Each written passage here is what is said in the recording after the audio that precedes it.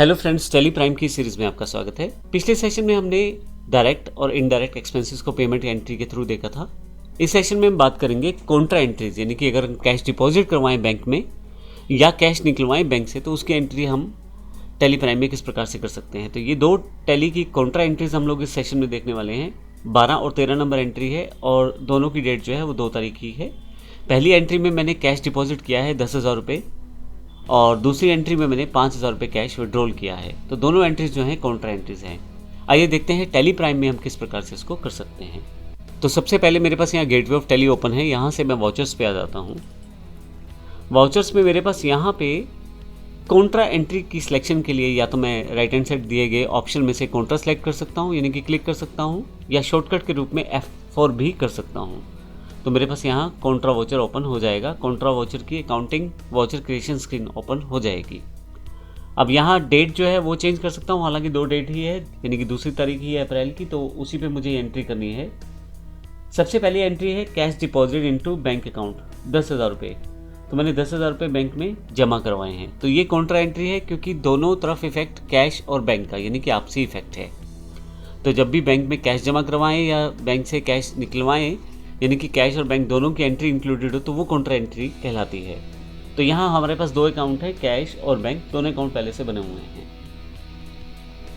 तो सबसे पहले क्योंकि मुझे बैंक में पैसे जमा करवाने हैं तो यहाँ पे मैं अपना बैंक अकाउंट सेलेक्ट कर लेता हूँ, IDBI बैंक। इसका बैलेंस 15,000 रुपये है जो आपके सामने शो किया जा रहा है। फिर मुझे क्योंकि कैश जमा करवानी है तो कैश अकाउंट यहाँ पर मैं लिख देता हूँ। मुझे जो जमा करवाने हैं वो 10,000 रुपये जमा करवाने हैं। तो आप देखिएगा IDBI का बैलेंस 15,000 है और कैश हमारे पास 24,900 इस वक्त अवेलेबल है। तो 10,000 रुपये मैं टाइप कर देता हूँ। तो आप देखेंगे IDBI बैंक में 25,000 रुपये हो चुके हैं और कैश 14,900 रुपये का बैलेंस दिखा रही है। फिर से एंटर करते हैं, नीचे की तरफ आते हैं। फाइनली आपने कैश जमा करवाई है उसकी इन्फॉर्मेशन आप यहाँ सेटअप कर सकते हैं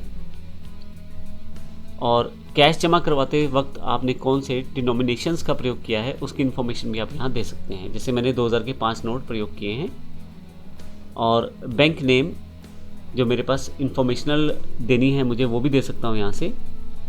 फाइनली नरेशन मुझे बतानी है और एक्सेप्ट करना है एंट्री को। तो मेरे पास ये एंट्री हो चुकी है, कॉन्ट्रा एंट्री। ये पहली एंट्री थी जिसमें मैंने कैश को डिपॉजिट करवाया है। दूसरी एंट्री जिसमें मैंने कैश को विड्रॉल करवाया है 5,000 रुपये से, यानी कि मैंने 5,000 रुपये बैंक से निकलवाए हैं। ये भी मेरी कॉन्ट्रा एंट्री है।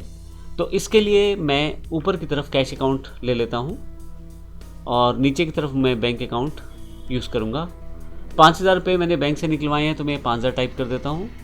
फिर से जो बैंक से रिलेटेड इन्फॉर्मेशन आपको यहाँ फिल करनी है, आपका जो चेक नंबर है वो यहाँ फिल करेंगे। एग्जाम्पल के लिए लिया है, आपका जो एक्चुअल चेक नंबर है वो आपको फिल करना है। फाइनली नरेशन, और जैसे आप एक्सेप्ट करेंगे ये एंट्री भी आपके पास हो जाएगी। तो इस तरह से आपने देखा कॉन्ट्रा एंट्रीज को किस प्रकार से हम टेली प्राइम के अंतर्गत कर सकते हैं। मैं एस्केप करते हुए बाहर आता हूँ और डे बुक पे आ जाता हूँ। अगर आप देखेंगे तो यहाँ पे कैश और IDBI बैंक दोनों की एंट्रीज यहाँ पे अवेलेबल हैं। अगर मैं यहाँ एंटर करूँ तो फिर से फर्दर डिटेल्स आप यहाँ उस पर्टिकुलर एंट्री की उस पर्टिकुलर डेट पे देख सकते हैं। मैं एस्केप करते हुए बाहर आ जाता हूँ।